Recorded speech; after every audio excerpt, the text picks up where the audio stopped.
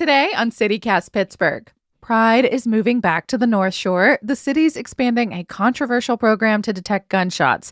And if the thought of a self-driving tractor trailer sends you into a panic, well, I have some good news for you. Plus, we've got a bunch of things we'll be thinking about into the weekend. It's May 3rd, the Friday News Roundup. I'm Megan Harris, and here's what Pittsburgh's talking about.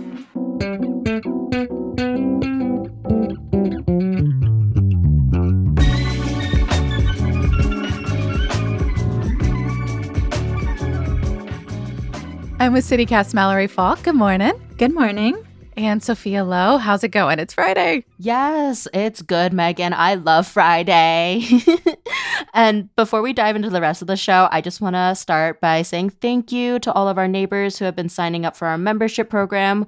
We really, really appreciate this extra support that helps us put together this podcast and newsletter every single day. And props to Jens, who did it during our last promotion, because Sophia will be sending out her 3 favorite Pittsburgh snacks to all of you this week. Thank you. Thank you so much. Just to clarify, these are Sophia's picks for best Pittsburgh snacks and meals. Please Yes. Don't expect a box of goodies at your doorstep. But trust me, Sophia's recommendations are worth their weight in gold. Absolutely. Oh, thank you. You really curate our lives over here. And we're doing this again, or at least something similar. Speaking of curation, Megan, if you join from this Friday to next Friday, that's May 10th, we will pick one lucky new member to receive these personalized recommendations from me. So that goes out to one person for foods and drink that you might like. It's an amazing perk. I can confirm that Sophia is great at this. Like Megan said, she's curated things to each of our tastes. So you want to be on the receiving end of this for sure. Yeah, please sign up. If your name gets picked, I'll be in touch to ask you a few questions and put together that little food itinerary for you. And of course, anyone who's part of the membership program gets ad-free listening and members-only updates. You can see all the perks and join at membership.citycast.fm/Pittsburgh. Okay, moving on to news updates. Sophia, what has caught your attention this week? I have been thinking about summer festivals since we went through so many music festivals in our Guide to May episode earlier this week. Mm-hmm. And one big festival coming up soon is Pride. The countdown's a little less than a month away. I know we talked about how Pride was going to take place at Point State Park this year, but we got an email earlier this week. It was from the advocacy group Transuniting about how it's actually going to go back to the north side. So that'll take place in Allegheny Commons Park West. Right. This was in our Hey Pittsburgh newsletter too. So organizers of Pride told KDK TV that they were given a lot of restrictions that usually don't apply to events at the point, but a rep from the State Department of Natural Resources, which runs Point State Park, said that the Pittsburgh Pride organizers never completed an application to use the space. For what it's worth, I've seen so many people that live on the north side get really excited about having Pride and Pride celebrations back in Allegheny Commons. I've been to parties on both sides, like downtown and the north side, and they were both fun, but it was so much less congested on the north side. Like you didn't feel quite as trapped by the building. So +1 in that column. Ooh, yeah, that's definitely a perk. I was still really excited to have Pride with the river as a backdrop, but I'm going to have fun anywhere. There is still a lake and a skyline. It's so darn close. Yeah, like I said, I'm going to have a blast wherever Pride is. And one more update I saw yesterday morning was that Qberg, an LGBTQ plus news outlet, posted on Twitter, or X, I guess, that they're filing a complaint with Pennsylvania's LGBTQ Commission and local representatives. They're saying that, they saw a lot of those barriers and restrictions the state put up for Pittsburgh Pride organizers. So I guess they're raising that to officials. And I just also want to throw out there that Qberg is part of the group that's helping to plan the Pride Festival. Yeah, so that definitely would have given them some visibility. We will see if anything comes out of it, but I won't expect them to try to change the location back at least this year just because we're so close already. Pride might not be happening at Point State Park, but later in the month, the big Juneteenth celebration will be there. There's been some back and forth, though, with government officials about that festival, too, since this is apparently the first year since 2014 that the city isn't going to sponsor it. Oh, I hadn't heard about this yet. I guess I was expecting the city to sponsor it like usual. Why isn't the city doing that? Yeah, WPXI talked to an organizer, the main fella, who said that the city's going to host their own Juneteenth event, but I haven't seen anything about that. Have y'all? Yeah, I haven't really seen any details either about exactly what the city is planning to do. I saw that Mayor Gainey's press secretary talked to the New Pittsburgh Courier and said that they want it to be treated the same as the 4th of July, have that same energy, but they didn't really say what they mean by that. I hope it's fireworks. Yeah, because 4th of July does include that big 25-minute fireworks display. Maybe the city has that planned for Juneteenth as well. The press secretary said, quote, "This is not a dueling or competition for the Juneteenth celebration." But yeah, it doesn't seem like any details are available yet. Yeah, I haven't seen anything from the city either about a Juneteenth celebration. I guess reporters at WPXI pulled the capital budget from the city that shows $2 million budgeted for an event of some kind. And then there's this pot of money that the city promised to the Juneteenth folks last year. I cannot tell from this story if that's the same pot as the $2 million or if it's a separate amount of money. But anyway, they got half in 2023 and they were supposed to get half in 2024.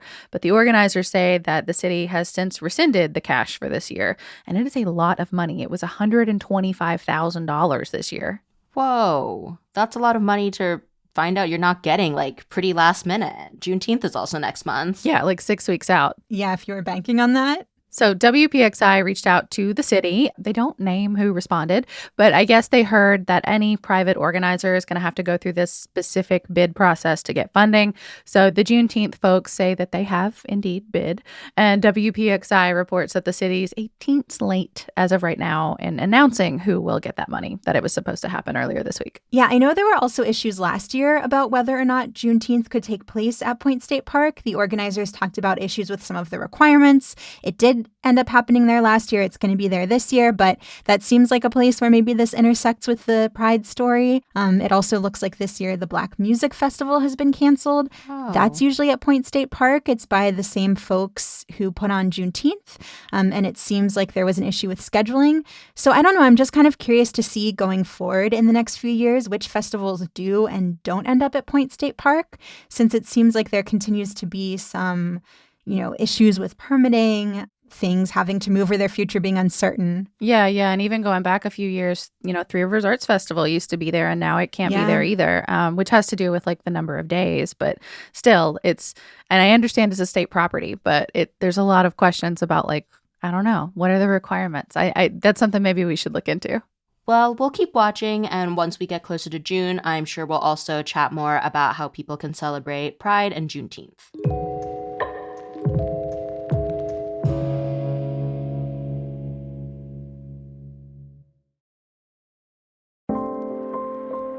Hey, Pittsburgh. I want to tell you about a real Steeltown hero. Mary Cardwell Dawson was just the coolest.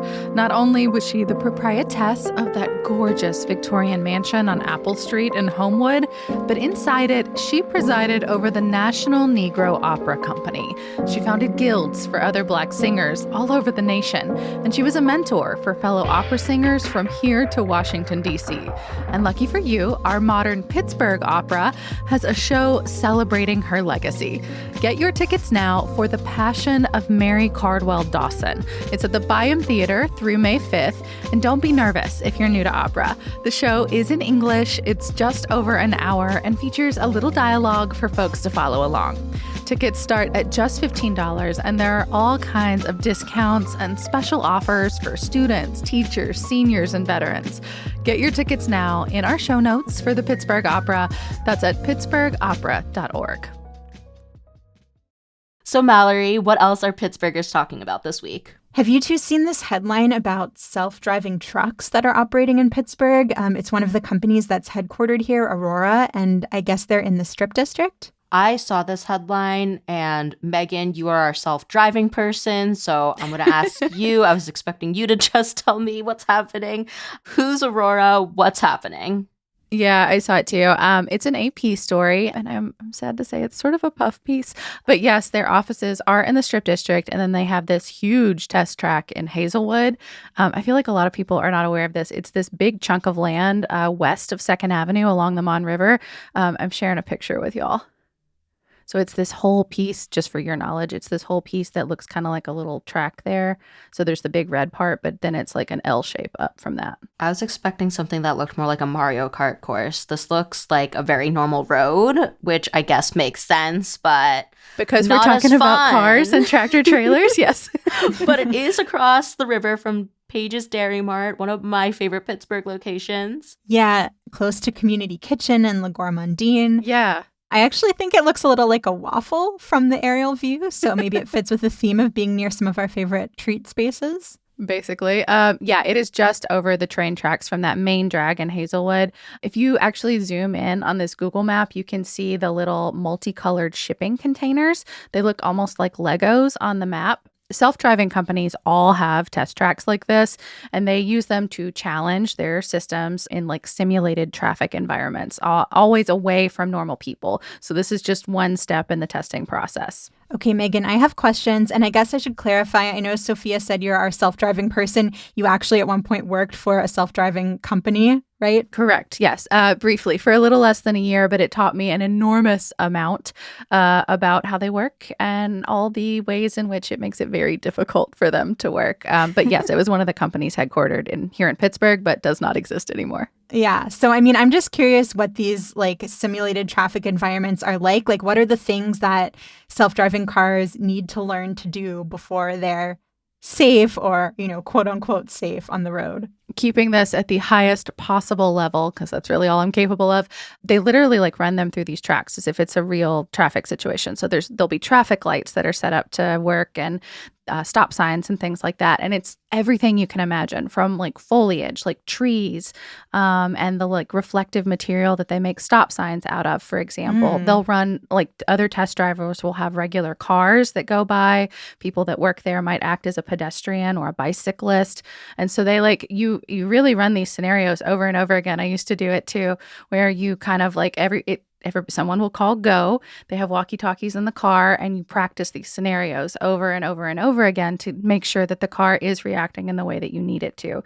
And through those scenarios, the system learns, quote unquote, learns what it needs to do in a real situation. So they do these test track simulations, and then they'll use them in real life scenarios too. Can they parallel park on their own? Depends on the car. It's very, very difficult. And it depends on the curb and also like a number of other things. It's interesting. I mean, and this sounds weird, but it's interesting to watch the car think, because there is a moment where like the car, you can see like I feel weird saying that out loud, but you can tell that the car is like considering, is this a possibility or not?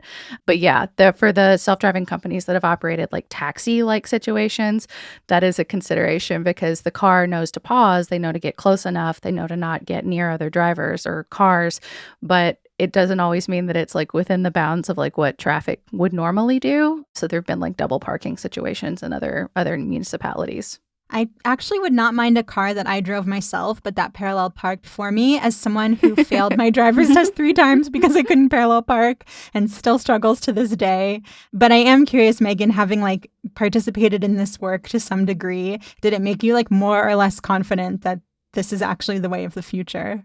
It made me more confident that something like this could be a really amazing addition to daily life, particularly for people with different abilities or our aging population. You don't like to have that conversation with like somebody in their 90s about taking away their keys when they still feel like they're capable of being independent.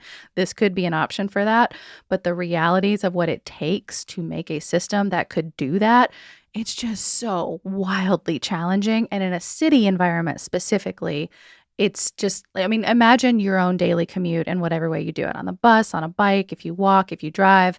How many things, tiny things, change day to day? Like, it's just never the same. And some of that could be the people on the road, but a lot of it's like, what if someone hits your stop sign? So now it's turned differently. Like the car won't see it in the same way unless it's mapped correctly. What if the light is different that day? What if there's a big tanker, one of those that has like the reflective material, like it's like metal, so it bounces back? The LiDAR and radar can't act the same way because it'll have that light and those sensors come back at it. It's just, and for all I know, they've solved for some of those things, but at least at the time that I was doing that, like I just remember thinking like, oh my God, that's so hard. Oh my God, that's so hard. Oh my God, this is so hard too.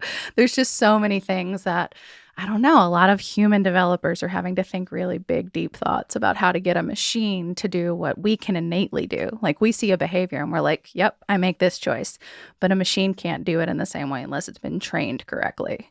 You're scaring me. Yeah, I was going to say, with all of that in mind, I'm even more terrified of the actual news update, which is that it seems like some of these are going to start hitting our highways in tractor trailer form. Yeah, so the new news to all of this is that Aurora, which is headquartered here, now feels confident enough in its automated driving system that they've announced that they want to start testing on highways. And not just testing, I guess. So they work on big 18-wheelers, tractor trailers. That's one of their main components of their business model. They're going to be making trips like along a highway situation. But Mallory, I have good news for you because it is a very long way away from here. They are headquartered here, but they have offices in Texas. So this testing, these new trips are going to be happening on I-45 between Dallas and Houston. Well, best of luck to my Texans out there. I am scared enough of a self-driving car going like 25 miles an hour down a city street. The thought of an 18-wheeler barreling down the highway at like 70 miles an hour fills me with pure panic. It's funny you say this because this is happening in Texas, but it could also easily happen here in Pennsylvania too. No. I don't know if this means anything to either of you. Mallory, you probably visited during this period. But if folks listening have lived here for a while, you know that a few years ago, like 2015, 2016, 2017, there were a ton of self-driving companies operating here in Pittsburgh. I think at the height of it, there was Uber, Argo, that's the one I worked for briefly, Aurora, CMU had its own stuff going on, NVIDIA, Locomation, and there were more working elsewhere in the state. When all of those companies were kind of at their zenith, the rule in Pennsylvania was that a human had to be in the driver's seat at all times, no matter what they were doing, so that they could take over if they needed to. Like the car could be driving itself, the system could be doing the thing, but there was a fail-safe. That is not the case anymore. So thanks in part to all of those companies, many of which are not operating here anymore, a law was passed that went into effect last year that explicitly allows testing and deployment on Pennsylvania roads under specific conditions without a human driver in the vehicle. I have to say that one of the reasons I felt comfortable moving back to Pittsburgh when I did was that these cars were not on the road anymore in the way they had been a few years before. They were everywhere. And you'd be in traffic and you'd see the little spinny thing and you're like, what the heck is that thing doing? But I am curious, like right now, are there any companies that have cars on the road in Pittsburgh or elsewhere that don't have like a human being in there? Yeah, so I still see the cars on my commute some days, but always with the driver. I always look. I'm really nebby. But the only operator currently authorized in Pennsylvania, at least according to the state website, is this company called Stack AV. So I'm wondering if maybe just the way the state tells people about who's on the roads at any given time has changed since this law was enacted, because clearly Aurora is still working here in the city too. It's also maybe worth noting that Aurora, the company, just had a round of layoffs, 3% of its workforce back in January. So by my math, I think that's around 50 people or so.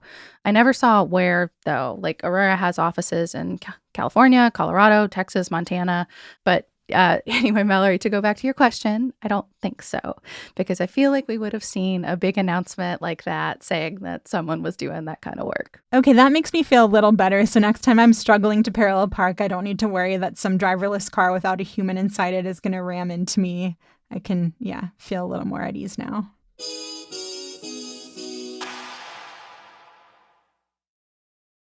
And last up, we have an update about ShotSpotter.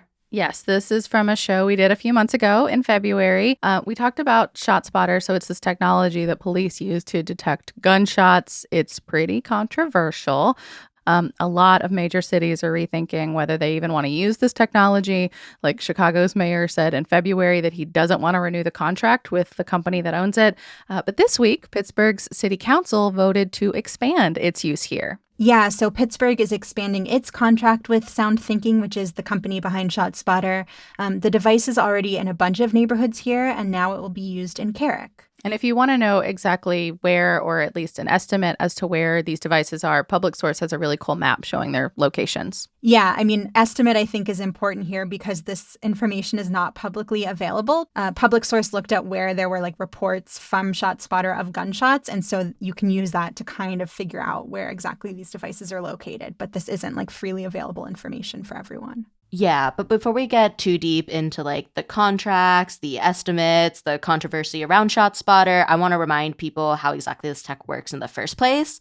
In February, we talked to David Harris. He's a professor at Pitt, and here's how he explained it. It is an array of very sophisticated microphones that are mounted in public on things like telephone poles, utility poles, even buildings, across a particular area, a neighborhood, or even an entire city. And it uses a triangulation of sorts of several microphones to give a model of where the loud noise is coming from within something like 80 feet. This information, when the software detects what could be a gunshot, it relays this information back to the company's headquarters. And by the way, it is a private company. It sells this technology and software and use to municipalities. It sends that information back to headquarters where a human being looks at it, makes a judgment about it, and within 1 minute, the company says the city police are alerted, and obviously gunshots can mean violent crime, gunshots. Now, the problems come in because you get false reports. Sometimes you can pick up a backfire from a truck or a motorcycle. It was a really good episode. Please check it out if you haven't already. But these microphones aren't supposed to pick up sounds like conversation, if that's something that worries you. But Pittsburgh has been spending a lot of money on this, about $1.2 million per year just on these devices. Yeah, and now we can add an additional $133,000 to that price tag because that's what this expansion into Carrick is going to cost. Personally, I'm confused why Pittsburgh is expanding ShotSpotter when other cities are rethinking it, moving away from it. Can you two remind us why this tech is so controversial and, why cities are rethinking and in some cases actually abandoning it? I saw, Charlotte, San Antonio are two places that have actually backed out of contracts with ShotSpotter. So part of it is what you just heard from David. It's like not always accurate. You can end up with false reports. So people who are critical of ShotSpotter say for such an expensive technology, it's just not doing a very good job. There are also concerns about transparency, like you said, Mallory. So the location of these devices is not public. Some city officials say they don't even know where all of the mics are because when they get placed, when they get installed, the company SoundThinking that owns it, they're the ones negotiating that and talking to property owners. We do know that the technology covers a huge chunk of the city. The city estimates 18 of Pittsburgh's 56 square miles. Yeah, so based on the public source map, it looks like a lot of that tech is in Black neighborhoods, which connects to another concern about ShotSpotter here and nationally, is that it can contribute to racial bias, hurt Black neighborhoods, Black communities. Here's how David put it. If you are sending police into these neighborhoods that are already heavily policed, you're sending them in hot, basically, with the idea that there could be some kind of gunshots happening. You're getting a stronger police presence with an edge of, there's danger here. Yeah, I saw this detail in a WESA story that part of what prompted this whole debate in Chicago about dropping ShotSpotter was an incident where, a device sent a report that there'd been a gunshot. Officers showed up to the scene and they ended up firing at an unarmed child. Oh. And I looked more into this story and it turns out he was lighting fireworks. There wasn't any gunshot. It was a false report. These are the kind of consequences we're talking about here. That must have been so scary for that kid. And the whole idea behind this technology, the reason why so many cities have signed up for it. Yeah, more than 150 according to the company. Right, right. Is that the officers can respond faster to scenes where a gun has been fired. And this part, at least in theory, I guess I get, like, if you're talking about a gunshot victim, the faster they get help, the better their odds of survival. They don't have to rely on something like a 911 call, which could take a lot longer.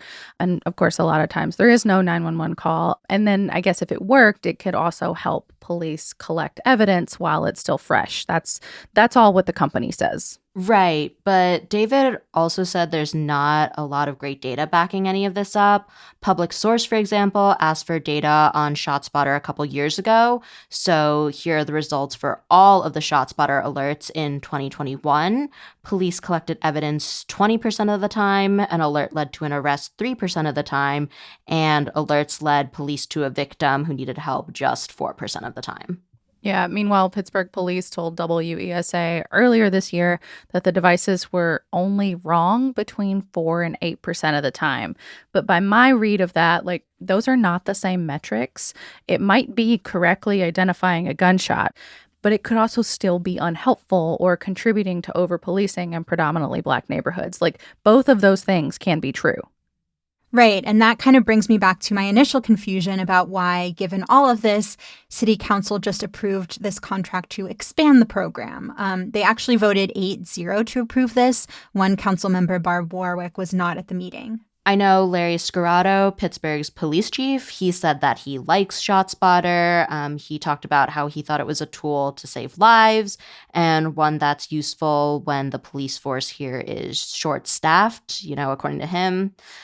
He told council that almost 80% of homicides between 2022 and 2023 took place within a range of a ShotSpotter device. Okay, but did the ShotSpotter actually help solve those homicides? That's a different question. Right. I mean, I know one comment that City Council President Dan Lavelle said, you mentioned, Sophia, that statistic about alerts leading to a victim who needed help 4% of the time. He wasn't addressing that specifically, but he did say, this is a worthwhile investment if it saves lives. So I guess you could make the argument that even if it only works 4% of the time, those are still real people who needed help. And didn't you say that Dan Lavelle actually has requested, he said that some of the neighborhoods have requested this technology? Yeah, he did make that comment. I'm not sure who specifically made those requests, who would be considered, the representatives of these neighborhoods, but he did say that there have been requests for this tech. Well, so we're expanding. Now it's going to be in Carrick as well. But the city's whole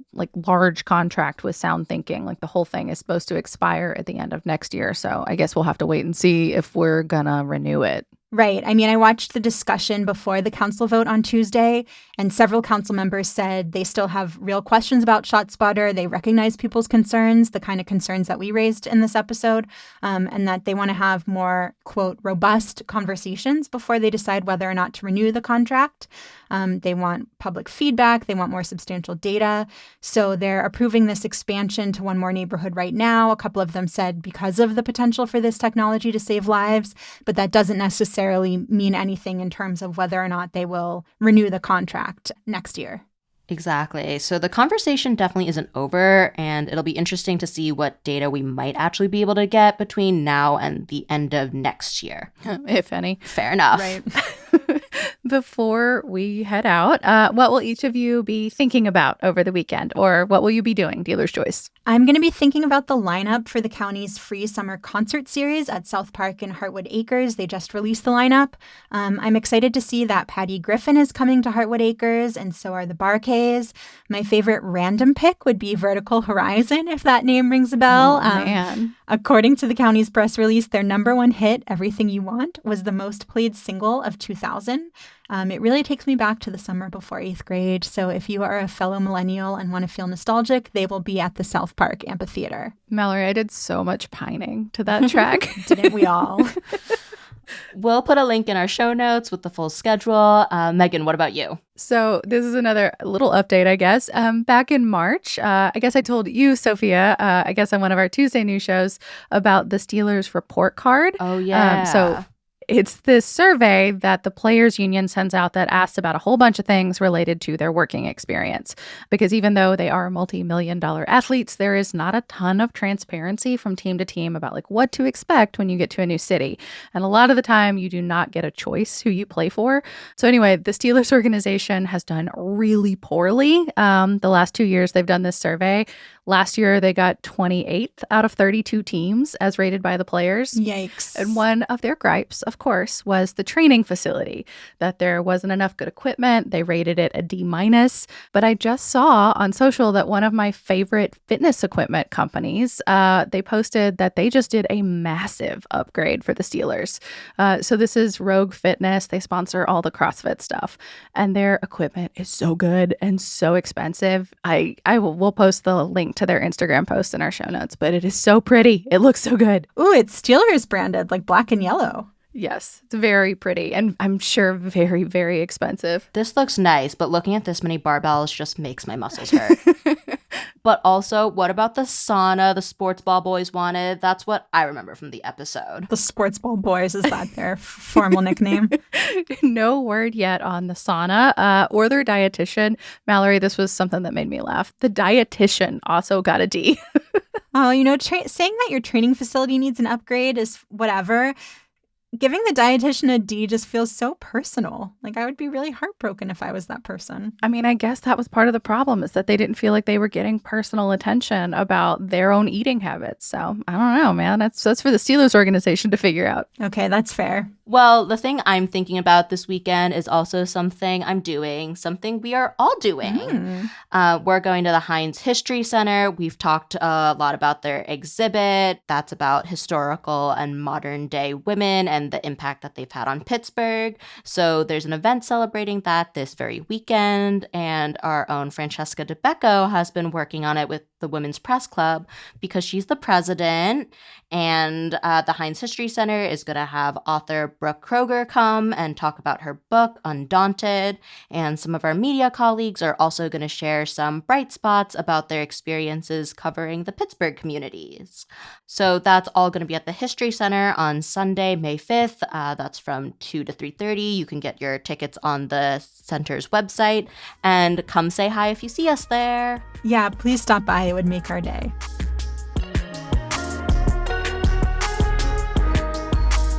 That's all for today here on CityCast Pittsburgh.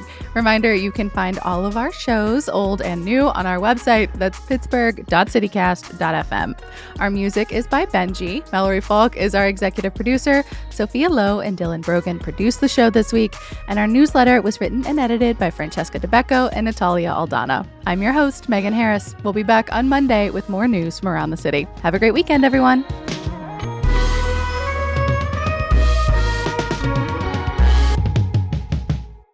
I'm sorry, are wear colors black and gold or black and yellow? I see both. Black and yellow is what Wiz Khalifa says, so now it's just in the lexicon.